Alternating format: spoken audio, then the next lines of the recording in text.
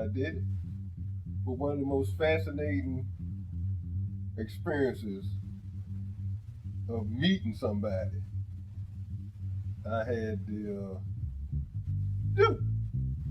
we turned out to be, it turned out real good. Not like I thought, but I didn't have any complaints. And the story goes like this. I worked on the East Dock at the time, and the parking lot was facing it. So everybody coming up had to come from the parking lot,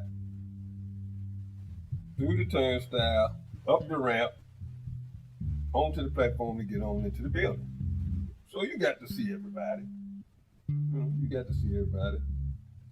See all the women come through.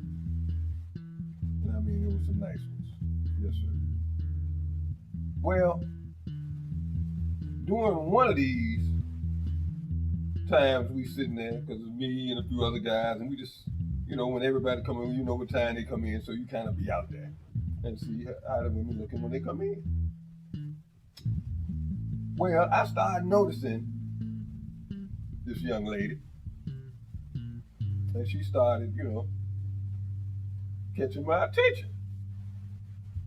But I wouldn't speak to her. I wouldn't say nothing to her. I gotta take some time and just, check the situation out.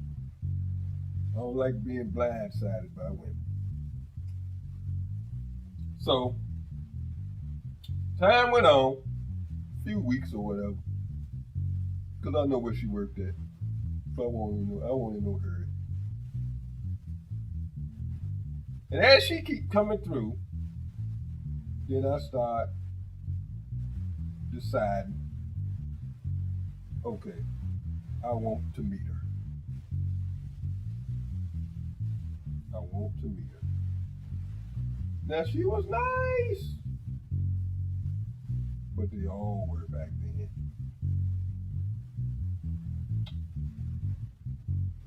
Tall, statuesque, everything in the right places. But not overly, if you know what I mean. So she come walking up, and that day I asked her what her name was. That's all I did. That's all I asked, what her name was. So I found out what her name was, and she went on, and I went on back to work. And so she come through, and I just speak to her and keep going. But I never told her my name. But that was easy to find out if she wanted to. So one day I said, okay, how am I going to meet this woman? How am I going to meet her and let her know that I'm interested in her? Want to get to know her. I could have easily just said that. But no, ain't no fun in that. Ain't no fun in that. The way I'm going to do it, oh, she ain't going to have no reservations on what be on the mission. So I go home, and I'm just sitting at home watching TV, reading the paper, and I get to the comic section, and the light bulb come on. Boom! I said, okay, I can do it that way. And so I'm reading down through the comics, and as I get to a comic strip, I look at it and I say, okay, I can do something with that.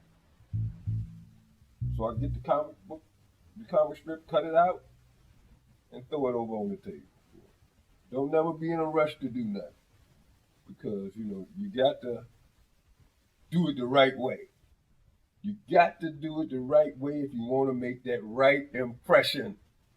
And things like this, Pete, never fail.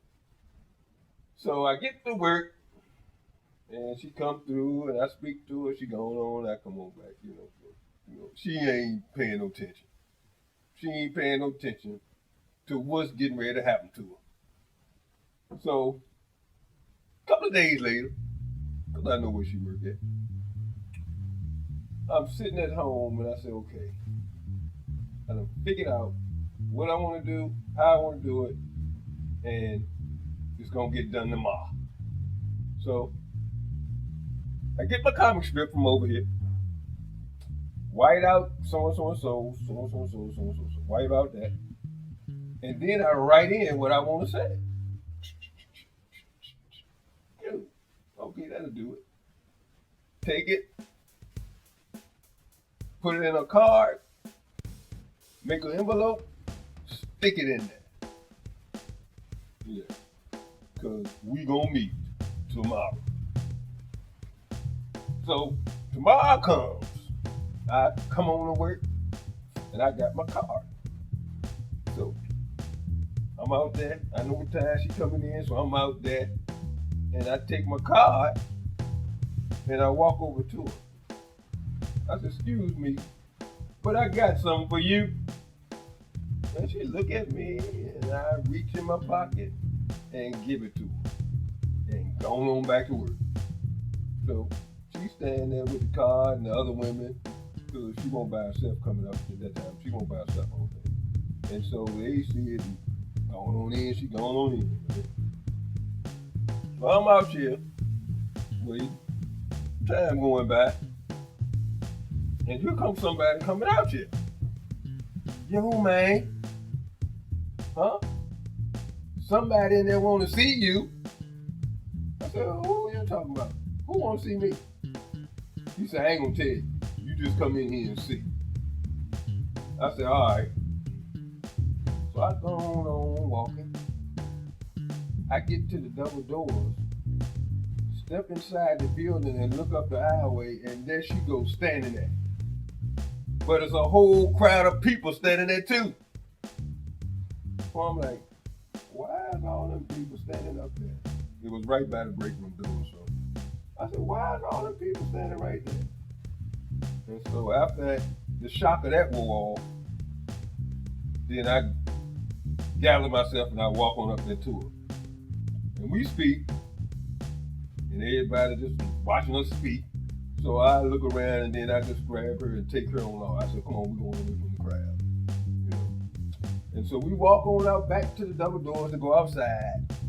And she said, that was the most creative thing anybody ever did to meet me. And I looked her back dead in the eye and I said, I know it. That's why I did it. And we walked on back down there and we talked a little bit more. Next thing you know, we were friends. And had the best time too. You know, things don't work out like you want them, but hey, they still can work out. You know? And now I'm sure you're wondering what was on the comic strip.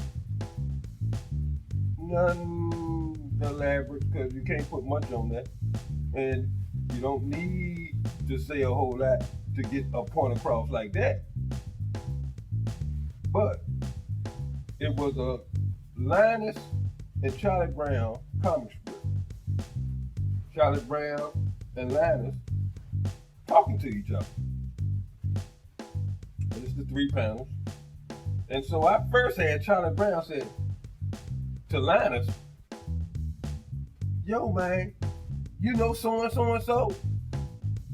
And Linus said, yeah. Why? I said, because I like her and I think I want to meet her.